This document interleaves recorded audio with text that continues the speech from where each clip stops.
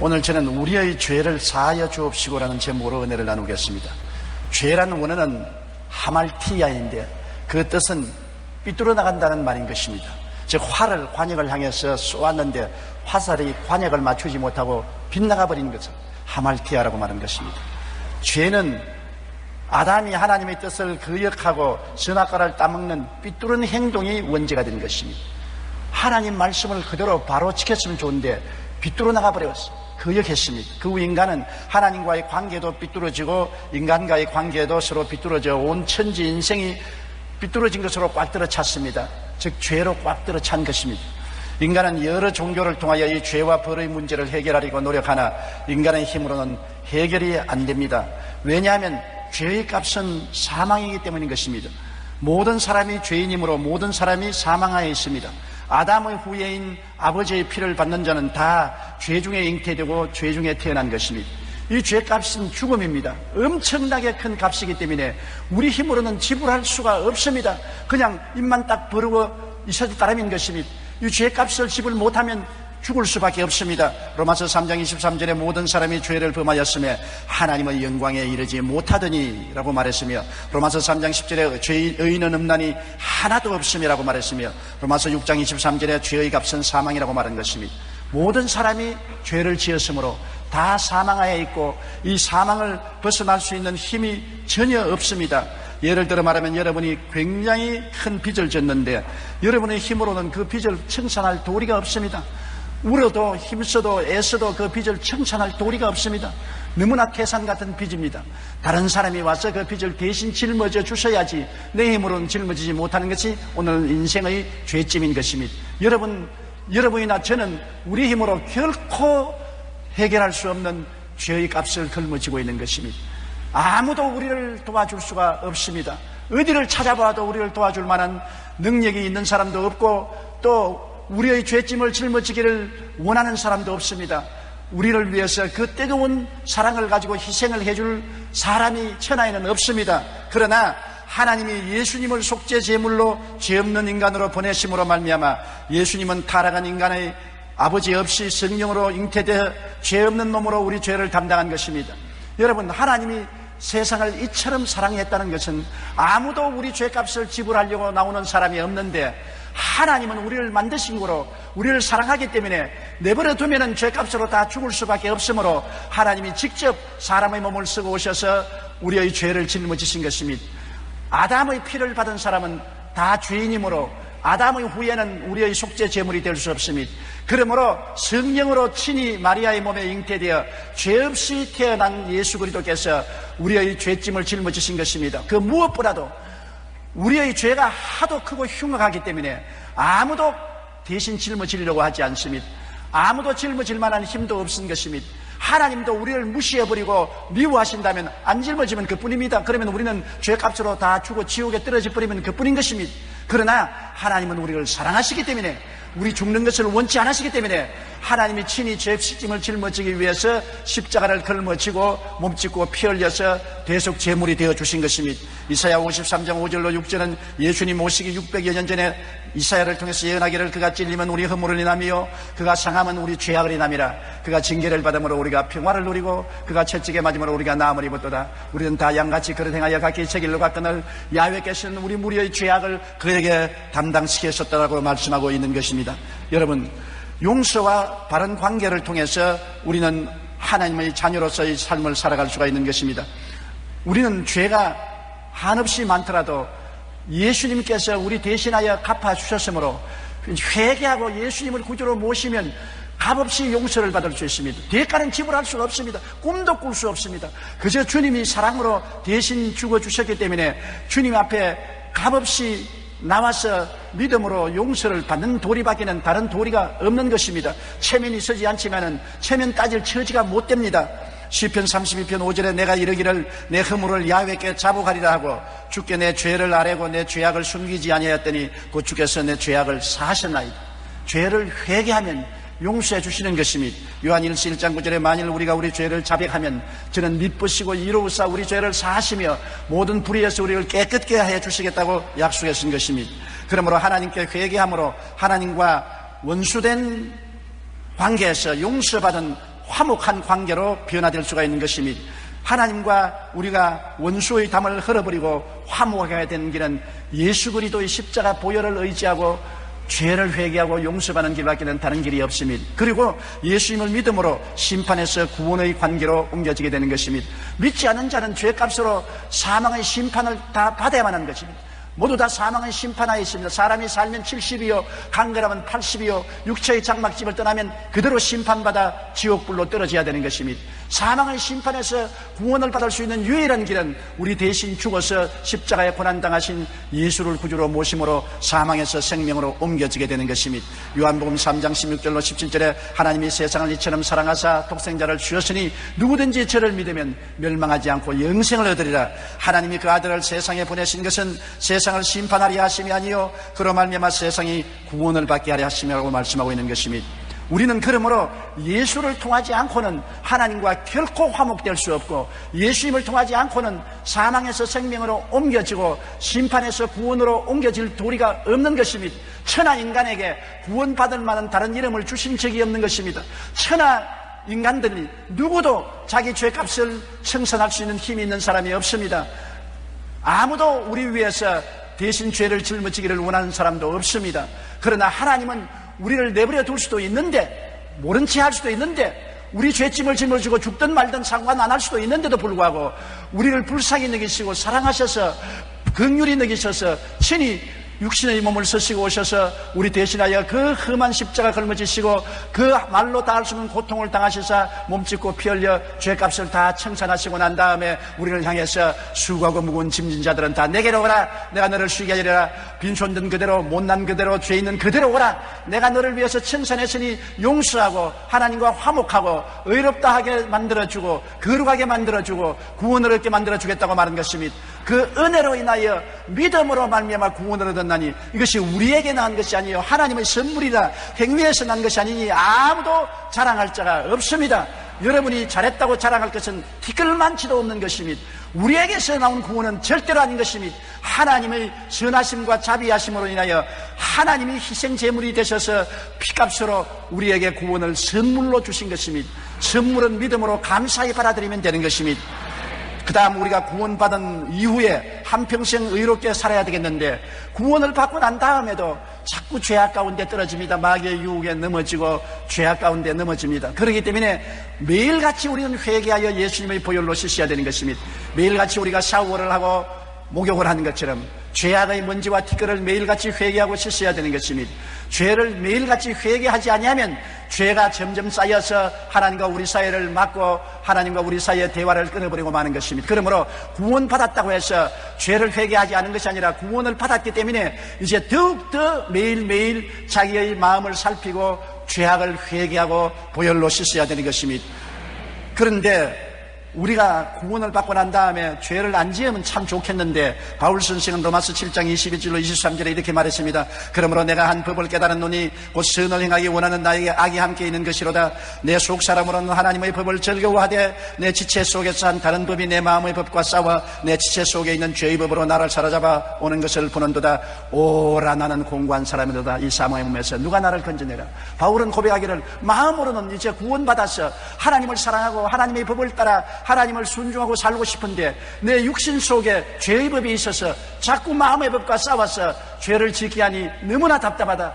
오라 나는 공고한 사람이로다. 이 사망의 몸에서 누가 나를 건져내려고 탄식을 했습니다. 우리는 예수 그리스도 이름으로 죄를 자꾸 회개하고 우리에게 주신 보혜사 성령님을 의지함으로 성령이 죄와 사망의 법에서 우리를 해방시켜 주시는 것입니다. 그렇기 때문에 구원받고 난 이후로 육신의 정욕, 안목의 정욕, 이성의 자랑을 따라 죄를 지을 때마다 회개하고 성령께 의지해서 죄와 사망의 법에서 해방되어야 되는 것입니다. 그러나 구원을 받은 후 이제 하나님께 용서받는 데는 조건이 있는 것입니다.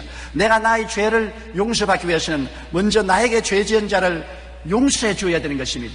구원받기 전에는 아무것도 모르기 때문에 지은 죄를 예수님 앞에 회개하고 그리스도를 믿음으로 다 구원받지만은, 구원을 받고 난 다음에는 내가 또 죄를 지으면 하나님께 내 죄를 용서해 달라고 기도하기 전에 내게 죄 지은 자를 내가 먼저 용서해 줘야 되는 것입니다. 용서해 줄 사람이 없으면 그냥 내 죄만 고백하면 되는데, 용서해 줄 사람이 있는데 용서를 안 해주고 죄를 아무리 고백해도 하나님은 내 죄를 용서해 주지 않습니다. 그러므로 구원받고 난 다음에 죄 용서함 받기 위해서는 반드시 내게 죄 지은 자를 용서해 주어야 되는 것입니다. 마태복음 18장 21절로 22절에 그때 베드로가 나와 이르되 주여 형제가 내게 죄를 범하면 몇 번이나 용서하여 주리이까? 7번까지 하오리이까? 예수께서 이르시되 내게 이르노니 7번뿐 아니라 7번을 70번까지라도 할지라고 말하는 것입니다. 내게 죄를 지은 사람이 와서 용서해달라고 하면 70번씩 7번이라도 용서를 해주어야 하나님이 우리 죄를 사하여 주신다는 것입니다. 주님께서 예를 들어 설명을 한번 하셨습니다. 한 사람이 왕에게 1만 달란트 빚을 졌어요. 우리 한국 돈으로 말하면 예를 들어서 한 1억 빚을 졌다고 생각합니다. 그래서 임금님이 이 빚을 갚으라고 하니까, 못 갚겠다고 하니까, 그럼 처자를 다 종으로 팔고 가산을 다 팔아서 갚도록 하라. 그가 땅에 엎드려 통구하고 무릎을 꿇어 빌매 왕이 불쌍히 여겨서 다 용서해 주었습니다. 그런데 이 사람이 밖에 나가다가 자기와 똑같은 관료한 사람을 만났는데, 그는 자기에게 100데나리온 빚을 짓습니다. 100데나리온이면 요사이 약 한 10만 원쯤 된다고 계산할 수 있는 것입니다.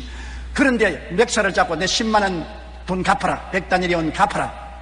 나는 지금 돈이 없으니 말미를 주면은 갚겠습니다. 용서해 주십시오. 아니야, 용서할 수 없다. 안 갚으면 너는 가만 안 주겠다고 감옥에 쳐넣어버렸습니다. 이것을 본 동료들이 너무나 마음에 억울해서 왕에게 가서 보고했습니다. 왕이여, 1만 달란트 10억 빚진 1억 빚진 당신의 종을 용서해 주었는데 그는 자기에게 불과 10만 원 빚진 자를 감옥에 쳐넣습니다. 이럴 수가 있습니까? 왕이 화를 내서 그놈을 당장 잡아오너라. 잡아와서 왕 앞에 끌어들이니까, 이놈아, 네가 간청함으로 내가 1억에 가까운 돈을 용서해 주었는데 너는 내 당관 내게 10만 원도 용서해 주지 못하고 감옥에 갇히느냐? 이놈이 돈을 다 갚을 때까지 감옥에 넣어서 고생의 떡과 고생의 물을 마시게 하라. 그렇게 예수님께서 비유를 들어 말씀하시고, 너희도 이웃의 죄를 용서하지 아니하면 하나님이 그렇게 하시라고 말한 것입니다. 우리가 이웃의 죄를 용서하지 아니하면 하나님도 우리 죄값으로 우리의 생활 속에 많은 고통을 당하겠다고 말씀한 것입니다. 어떤 고통이 다가올 것이에요? 기도가 응답받지 않는 것입니다. 죄를 용서해 주지 아니하면 하나님이 기도의 문을 막아버리는 것입니다. 마태복음 6장 14절로 15절에 너희가 사람의 잘못을 용서하면 너희 하늘 아버지께서도 너희 잘못을 용서하시려니와 너희가 사람의 잘못을 용서하지 아니하면 너희 아버지께서도 너희 잘못을 용서하지 아니하리라. 내가 아버지께 아무리 죄를 회개하고 하나님의 기도 응답을 받기를 간구해도 하나님은 네가 이웃의 죄를 용서하지 않았으므로 나도 너희 죄를 용서할 수 없다. 네 죄가 있는 이상은 나는 너희 기도에 응답할 수 없다고 말씀하는 것입니다. 그렇기 때문에 마가복음 11장 25절에 서서 기도할 때 아무에게나 혐의가 있거든 용서하라. 그리하여 하늘에 계신 너희 아버지께서도 너희 허물을 사하여 주시리라. 기도할 때 내가 이웃의 죄 안 용서해 준 것이 생각이 나거들랑 용서해 줘야 돼요. 마음에서 떠나보내줘야 돼요. 씻어버려야 돼요. 그래야 하나님께서 귀를 기울이시고 즐겁게 우리의 기도를 들어주시는 것입니다. 왜 우리는 눈에 안 보이는 감옥에 갇히나요? 여러분, 육신이 감옥에 갇혀도 괴로운데 우리는 일반 생활에 눈에 안 보이는 감옥에 갇혀서 고생한 때가 많습니다. 기도가 안 되고 영적인 억압이나 메마름에 처한 감옥에 갇힐 때가 있습니다. 기도하려도 가슴이 가딱하고 영적으로 메마르고 억압을 당하고 고통스러울 때가 있습니다. 왜 그러냐? 아무리 해도 이유를 발견할 수 없을 때가 많습니다. 그런 것은 용서해 주지 못하기 때문에 하나님도 우리를 그러한 메마름의 감옥 속에 쳐넣어버린 것입니다. 잠언서 10장 12절에 미움은 다툼을 일으켜도 사랑은 모든 허물을 가리느니라. 허물을 덜추어내고 남은 허물을 탓하고 상처 입히면 하나님은 너는 허물투성인데 왜 이웃의 허물을 용서하지 않느냐? 어디 너 감옥에 들어가 보라. 그래서 기도가 안 되고 영적인 억압이나 메마름에 처한 감옥에 쳐넣는 것입니다. 잠언서 19장 11절에 노하기를 더디하는 것이 사람의 선기요 허물을 용서하는 것이 자기의 영광이라는 것입니다. 남의 죄를 용서하면 내게 하나님의 영광이 다가와요. 그러나 남의 허물을 용서하지 않으면 하나님의 진노가 다가와요. 이렇기 때문에 우리는 항상 용서해야 감옥에서 해방될 수 있는 것입니다. 사람들은 마음의 불안, 억압, 고통, 슬픔, 우울한 감옥에 빠져 있는 것입니다. 왜 나는 늘 마음이 불안할까? 왜 답답할까? 왜 고통스러울까? 왜 슬픈 일이 많을까? 왜 마음이 우울할까? 내 마음의 감옥에서 왜 나오지 못할까? 그렇게 탄식합니다. 이것은 용서해 주지 못하기 때문에 하나님께서 1만 달란트 빚진 자가 100데나리 빚진 자를 용서해 주지 못하고 감옥에 들어간 것처럼 하나님이 우리를 감옥에 쳐넣은 것입니다. 시편 107편 10절로 11절에 사람의 흑암과 사망의 그늘에 앉으며 곤고와 쇠사슬에 매임은 하나님의 말씀을 거역하며 지존자의 뜻을 멸시함이라. 지존자의 뜻은 용서하라는 것인데, 용서하라는 하나님의 뜻을 멸시하기 때문에 흑암과 사망의 그늘에 앉으며 곤고와 쇠사슬에 매이게 되는 것입니다. 이러기 때문에 용서하지 못할 때 마음이 억눌리고 고통스럽고 괴로운 것입니다. 스위스에 안드레아라는 할머니가 있었습니다. 수년 전 남편이 사망하자 그녀는 세상을 증오하며 싸움을 일삼는 외고집 늙은이가 되어버렸습니다. 사람들은 그 할머니만 나타나면 슬금슬금 피했습니다. 왜냐하면 욕을 잘하고 만나는 사람마다 싸움을 걸고 고통을 가져오기 때문인 것입니다. 그런데 어느 날 친구가 용서에 관한 책을 한 권 선물로 주었습니다. 그 안드레아 할머니가 그 책을 읽고 큰 감동을 받았습니다. 그리고 자기에게 상처를 준 사람을 용서하고 또한 자신이 상처를 준 사람에게는 찾아가서 용서를 구했습니다. 그러자 그의 삶에 기적 같은 변화가 일어났습니다. 늘 분노로 짜증만 내던 마음은 사랑과 기쁨으로 넘치게 된 것입니다. 갑자기 마음속에 막힌 사랑의 샘물이 터져올란 것입니다. 그래서 그녀는 자신의 이름을 안드레아라서 해피라고 바꾸었습니다. 행복이라는 이름으로 바꾸었습니다. 이후에 해피 할머니는 얼마나 마음이 기쁘고 즐겁고 그리고 생기가 넘쳤던지 88살에 알프스 정상에서 행글라이더를 타고 하늘을 날아 프랑스 잡지의 표적 인물이 되었습니다. 그리고 90세에 단발 비행기를 몰고 고개 비행을 해서 세상을 놀라게 한 것입니다. 용서함으로 남을 비판하는 습관을 완전히 버림으로 새로운 삶을 살던 할머니는 사망하기 전에 재산을 사회에 헌납했고 마지막으로는 그녀가 가장 소중히 여겼던 13세기 작품 예수의 초상화마저 자기에게 용서를 가르쳐준 새로운 삶을 살게 해준 책의 저자에게 주고 세상을 떠났습니다. 이 얼마나 놀라운 것입니까? 용서함으로 삶이 완전히 변화된 것입니다. 우리가 눈에 안 보이는 감옥에 갇힌 것은 마음으로 용서하지 못하고 미움과 원망으로 불안과 고통과 슬픔과 우울로 꽉 들어 찼기 때문인 것입니다. 여러분이 오늘 이 시간에 눈에 안 보이는데 무언지 모르게 몸과 마음이 감옥에 갇혀있고 자유를 상실하고 있지 않습니까? 그 원인을 캐보십시오. 여러분 마음속에 용서하지 못한 미움이 마음속에 있으면 그것이 결국 여러분을 감옥에 갇히게 하고 하나님 앞에 설 수 없게 만들고 기도가 응답받지 못하게 하는 것입니다. 많은 시민성 병으로 고생할 때 두통, 소화불량, 불민증, 피부병 등은 의사들이 말하기를 60%에서 70%는 마음에서 온다고 말했었습니다. 마태복음 18장 35절에 너희가 각각 마음으로부터 형제를 용서하지 아니하면 나의 하늘 아버지께서도 너희에게 이와 같이 하시리라고. 하나님께 용서를 받지 못함으로 말미암아 마음이 억압되어서 시민성 병으로 고생할 때가 많은 것입니다. 용서와 치료는 언제나 손과 손을 잡고 다가오는 것입니다.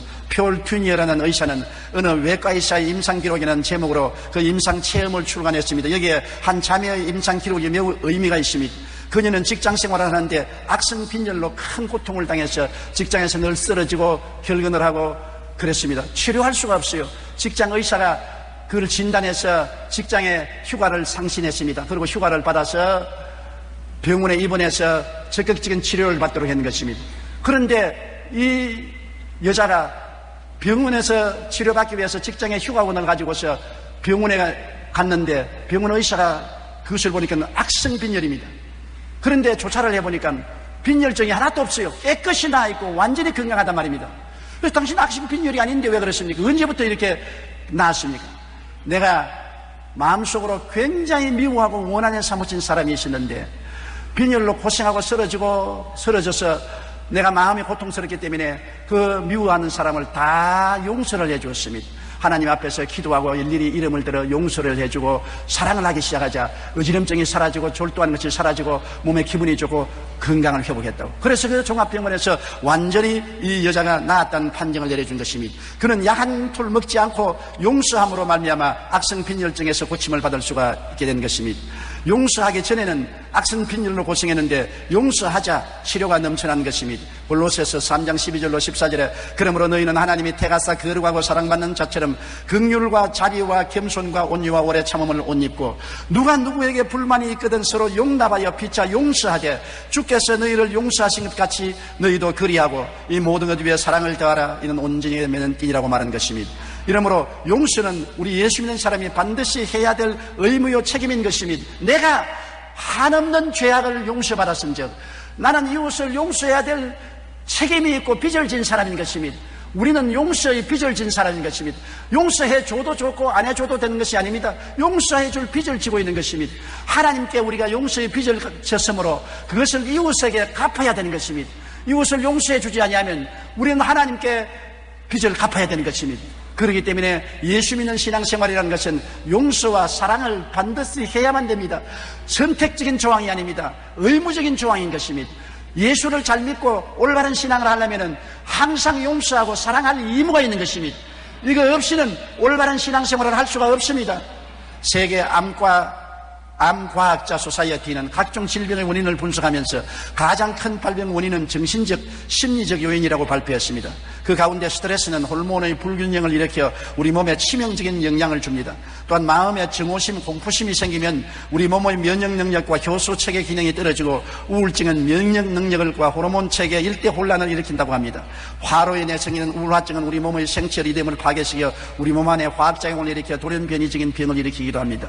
이에 비해 우리 마음에 사랑이 넘치고 영성이 높으면 신체의 면역력이 높아지고 효소작용과 호르몬 신호체계가 정상화됩니다. 그래서 종교와 신앙심, 긍정적인 신념이 높으면 높을수록 신체의 면역력이 강화되고 호르몬 신호체계를 정상화시켜 질병으로부터 우리 몸과 마음을 지켜줍니다. 이러므로 교회에 와서 즐겁게 찬송 부르고 하나님께 기도하고 예배드리고 마음의 평화와 기쁨과 안정을 가지면 놀라운 치료의 효과가 발생하는 것입니다. 마음의 즐거움은 양약이라고 말하는 것입니다. 여러분 마음속에 놀라운 양약이 생겨나서 치료의 역사를 베푸는 것입니다. 의사들은 우리 병의 60%에서 70%가 마음의 스트레스에서 온다고 말하는 것입니다. 미움, 분노, 시기, 질투, 원한, 좌절감, 이러한 용서하지 못하는 마음들이 스트레스의 원천이 되는 것입니다. 이것을 우리가 용서로서 제하여버리면 심신이 건강해지고 장수하게 되고 행복하게 되어버리고 마는 것입니다. 하나님 앞에 항상 죄사함을 받고 좋은 관계에 있어 성령의 충만한 삶을 살기 위해서는 언제나 용서와 사랑, 온유와 겸손을 갖고 인간관계를 맺고 하나님께 회개하며 살아야 되는 것입니다. 우리 원죄는 예수 그리스도를 믿음으로 용서를 받고 하나님과 화해되지만은 믿고 난 다음 짓는 죄는 반드시 이웃을 용서해야 용서를 받는 것입니다.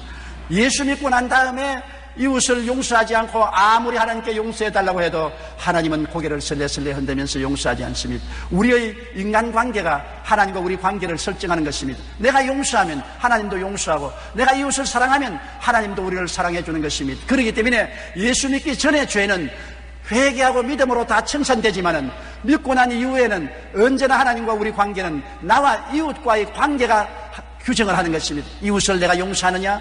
하나님도 나를 용서해 주시고, 이웃을 내가 미워하느냐? 하나님도 나를 미워하시고, 내가 이웃을 사랑하느냐? 하나님도 나를 사랑해 주시고, 내가 이웃을 불쌍히 여기느냐? 하나님이 우리를 불쌍히 여기는 것입니다. 이렇기 때문에 예수 믿고 난 다음 우리의 삶은 나 혼자 사는 것이 아니라 우리가 함께 사는 것입니다. 너와 나와 함께 손과 손을 마주 잡고 울면서 웃으면서 용서하고 사랑하면 하나님도 끊임없이 우리에게 용서하고 사랑하고 우리를 품에 품고 은혜를 베풀어 주어서 영혼이 잘됨같이 범사에 잘되며 강건하고 생명을 얻되 풍성히 얻게 만들어 주시는 것입니다. 우리 고개 숙여 기도드리겠습니다. 사랑이 많으신 우리 하나님 아버지여, 우리는 다 죄를 짓고 불의하고 추악하고 버림을 받아야 마땅한 존재들인데 우리의 죄값을 도저히 갚을 수가 없는데 하나님이 우리를 버리지 아니하시고 사랑하셔서 사람으로 오셔서 우리 죄를 대신 짊어지고 몸죽고 피 흘려 주셔서 용서와 화목을 허락하여 주시고 영생을 주신 것을 감사합니다. 예수를 믿고 하나님과 화목하고 용서받은 우리들은 이제부터는 우리 이웃을 용서하고 사랑하는 것으로 삶을 살게 도와주시옵소서. 우리와 하나님의 관계는 나와 이웃과의 관계가 규정한다는 것을 알게 도와주시옵소서. 나와 이웃과의 관계는 나쁘면서 하나님과 올바른 관계를 가지려고 아무리 애를 써도 헛된 일이라는 것을 깨달아 알게 도와주시옵소서. 이웃을 용서하고 이웃을 사랑함으로 하나님께 용서받고 사랑받는 우리들이 다 되게 도와주옵소서. 예수님 이름 받들어 기도드리옵나이다. 아멘.